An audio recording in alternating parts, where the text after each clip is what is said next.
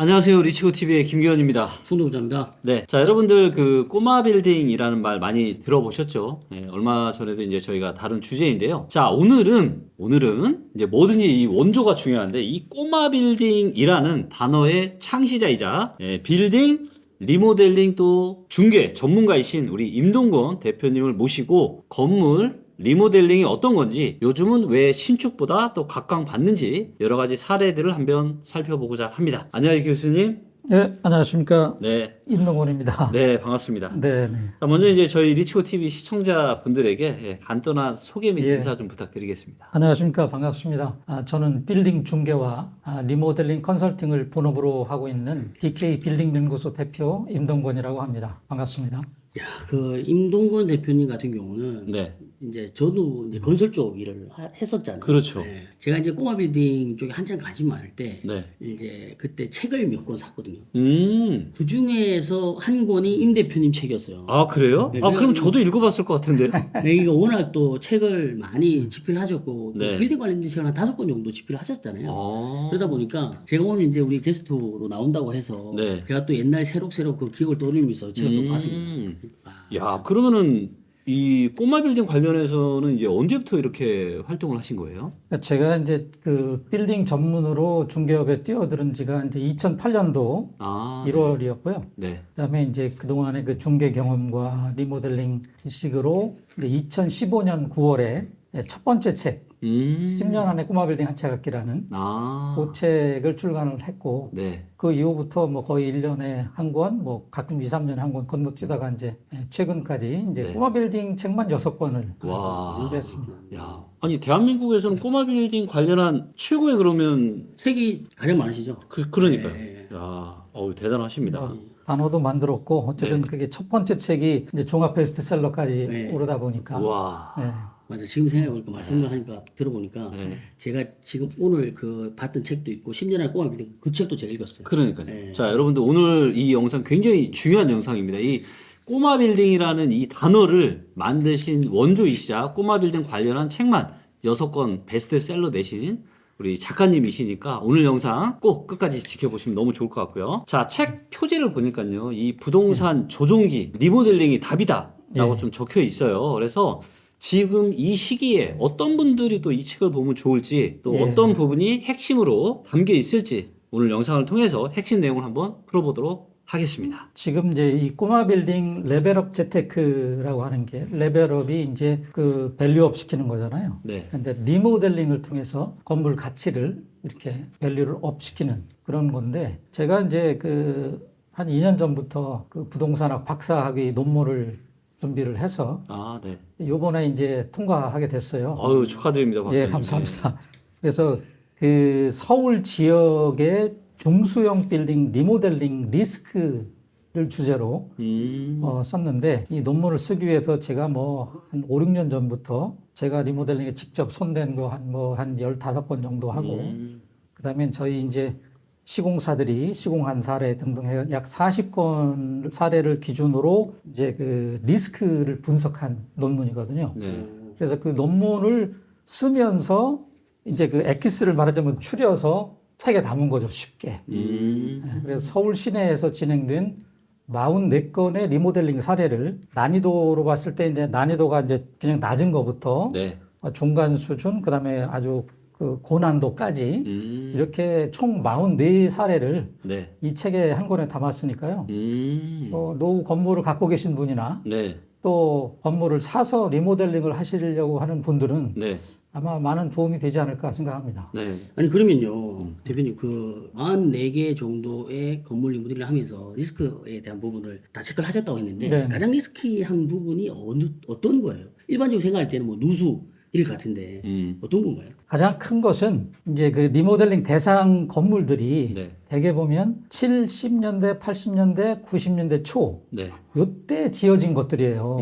그때 지어진 꼬마 빌딩들. 네. 오래된 그러니까 이제 전후 세대가 이제 53년도 이제 휴전 이후로 55년도부터 뭐 엄청나게 많이 이제 베이비의 붐이 일었고 그분들이 이제 대학 가고 사회 진출하는 시점이 이제 80년대잖아요. 네. 그러니까 그때 뭐 주택을 비롯한 꼬마 빌딩들이 이제 서울을 비롯해서 전국적으로 엄청나게 음. 지어졌어요. 네. 걔들 나이가 지금 3, 40년도 됐으니까. 오래됐다는 거. 그러니까 걔들은 뭐 부수고 새로 짓거나 아니면 기둥과 슬라브 보 남겨놓고 안팎으로 완전히 새 건물처럼 리모델링 하거나 네. 그 둘 중에 하나거든. 음. 근데 요즘 뭐 건축비도 워낙 많이 오르고 네. 그래서 리모델링은 그 비용의 절반 정도 들이면 새 건물처럼 만들 수 있는 거니까 네.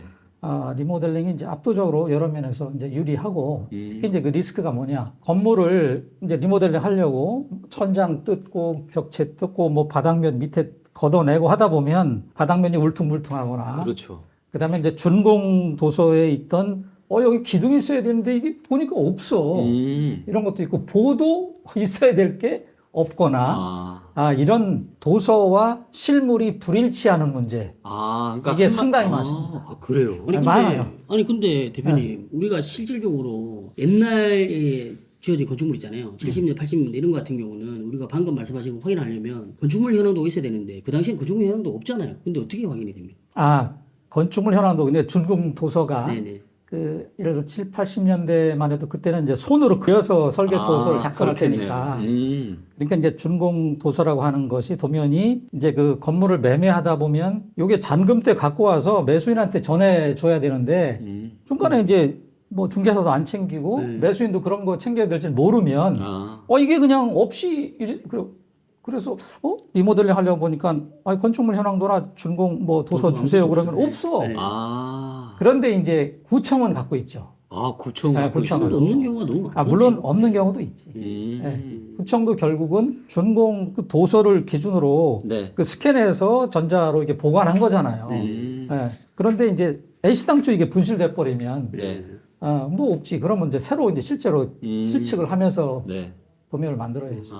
먼저 이제 리모델링 시장의 이제 전망이나 사업성에 대해서 이야기를 좀 풀어보면 좀 좋을 것 같은데. 네, 맞습니다. 요즘에 이제 제가 건물에 좀 관심이 많아서 임장을 굉장히 많이 좀 다녀보고 있는데요. 이제 보면은 대부분이 리모델링을 좀 해서 그래서 뭐 예를 들면 내가 100억에 샀는데 이거를 리모델링이나 신축을 해가지고 가격을 굉장히 많이 올려서 이렇게 내놓은 건물들이 많더라고요. 근데 보면은 뭐 공사비가 정확하게 얼마나 들었는지 리모델링비가 뭐 얼마나 들었는지 모르겠지만 요즘 시장 상황으로 너무 맞지 않는 그런 물건들이 좀 많아 보이는데 우리 대표님께서는 이 리모델링 시장의 이제 전망이나 사업성에 대해서는 혹시 어떻게 지금 바라보고 계세요? 예, 지금 뭐 김 대표님께서 말씀해 주신 지금 현재 빌딩 시장에 나와 있는 매물들 중에서 조금 이제 거품이 많이 끼어 있는 건물 가치에 이런 것들이 많다라고 말씀하셨고 리모델링해서 결국은 이제 되팔아서 차익을 실현하는 그런 비즈니스 차원으로 접근한 거잖아요. 여기. 근데 지금 이제 타이밍이 일단은 안 좋고 고금리 시대이기도 하고 그다음에 이제 2002년 초를 그 고점으로 해서 지금부터는 이제 우하향 시장이잖아요. 부동산. 그렇죠. 2021년이나 21년을 그렇죠. 고점으로 떨어지고 있죠. 그렇죠. 이제 그 아파트를 기준으로 하냐, 이제 꼬마빌딩 기준으로 하냐 이건데 그때 사서 고점에 사서 자금을 투입해서 리모델링을 해서 이제 시세 차익을 실현하려고 내놨어. 그런데 자기가 이제 욕심을 많이 집어넣어서 이제 호가를 부르고 있는 거죠. 그래서 지금 현재 나와 있는 건물 시장에 거의 뭐 8, 90%는 우리 기대 수익에 못 미치는 것들이 엄청 많습니다.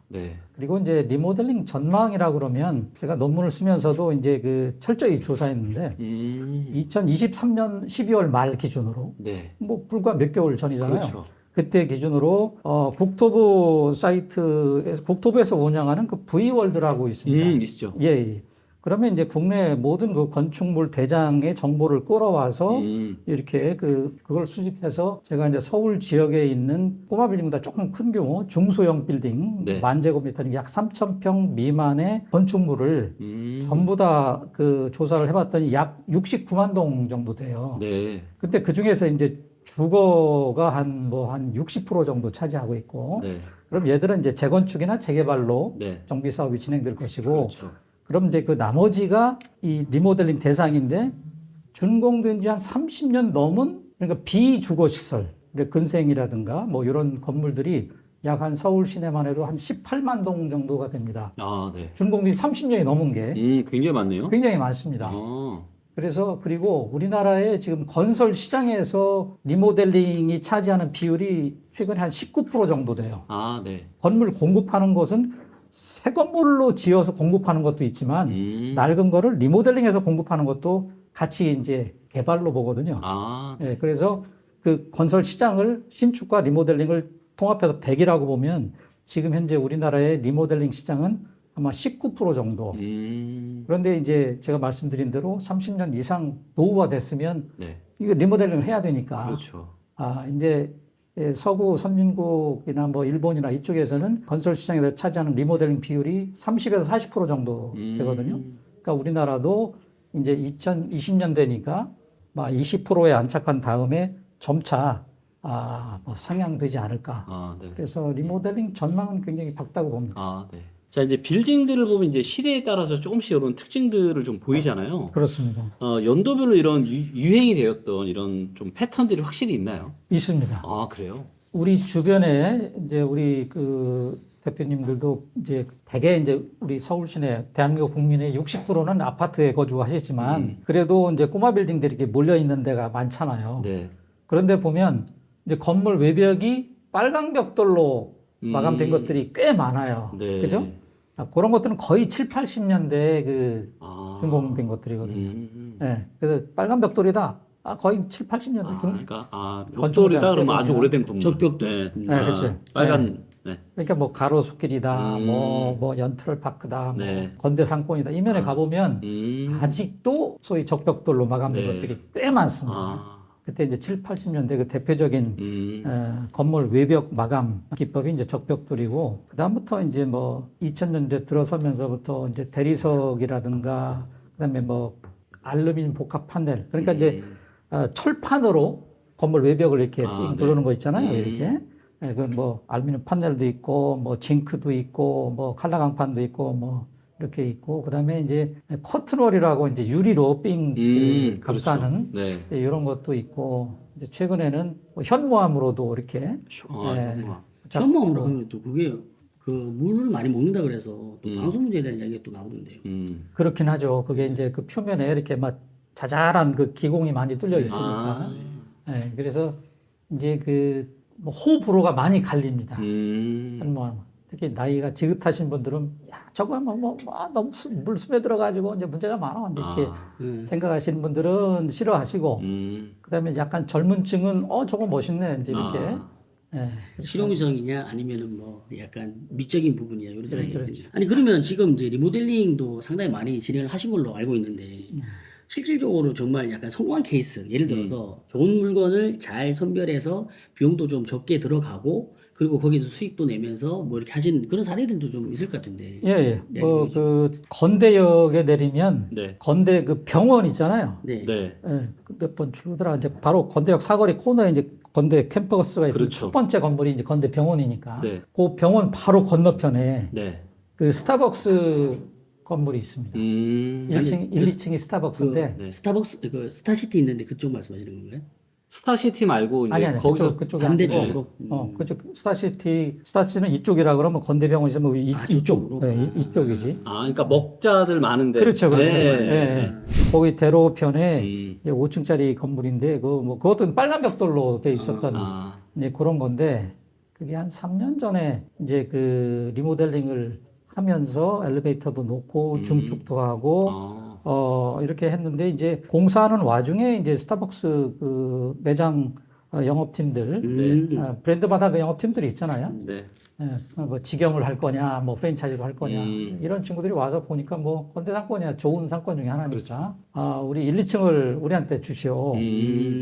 그러면서 이제 원래 원안에는 1, 2층을 따로따로 임대로 하려고 그랬는데 안에 내부 계단 좀 만들어 달라. 그렇죠. 스타벅스 그런 거 많이 하죠. 뭐 그냥 기본 10년이니까 오케이 그래가지고 이제 이 딱 그 2층 슬라브 따내 가지고 이렇게 만들어서 뭐 임대한 사례도 있고 그다음에 이제 여기서 가까운 그 학동역 이쪽이 이제 그 노년역부터 학동역 여기까지 강남 구청역까지가 다 거의 가구거리잖아요. 네. 쫙 그렇죠. 그 맞아요. 대로변 그다음 이면까지 네, 타일상가 뭐 마찬가지 가구죠. 뭐 7, 80년, 90년대 초까지 그러니까 이제 아파트에서 빌트인 가구가 본격적으로 이제 말하자면 이제 공급되기 이전 세대에는 가구를 주로 이제 가구장에서 사야 되니까 신혼 부부가 이제 예식장도 예약해야 되지만 그다음에 이제 그 자기가 얻은 집에 맞춤형 뭐 장롱이라든가 테이블이라든가 이런 거를 많이 이제 수요가 많았으니까 근데 논현동 쪽에는 이제 가구 거리인데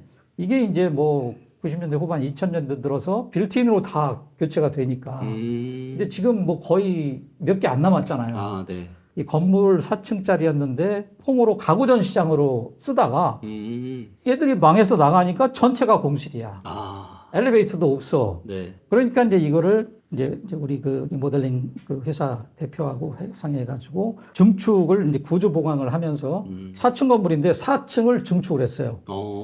8층으로 만든 거예요? 네. 오. 네, 그래서 뭐 지금 이렇게 보면 이게 뭐 신축인지 리모델링이 이제 구분이 안 될 정도로 아주 멋있게 잘 되어 있습니다. 그리고 이제 제가 이제 요즘 꼬마 빌딩에 좀 관심이 좀 많다 보니까 이것저것을 보면서 제가 느낀 건데, 사실 꼬빌이 정말로, 그러니까 말씀하신 것처럼 연면적 기준으로 300평 이하. 네. 이게 과연 매력이 있냐라는 의문이 저는 자꾸 들더라고요. 네. 왜냐면은 요즘은 주차가 너무 중요하잖아요. 그렇죠. 그래서 주차장이 어느 정도 여유가 좀 있어야 임차인도 잘 들어오고 임차인도 잘 들어와야 그래도 월세도 잘 받고 그래서 건물 가치를 좀 높일 수가 있을 것 같은데 네.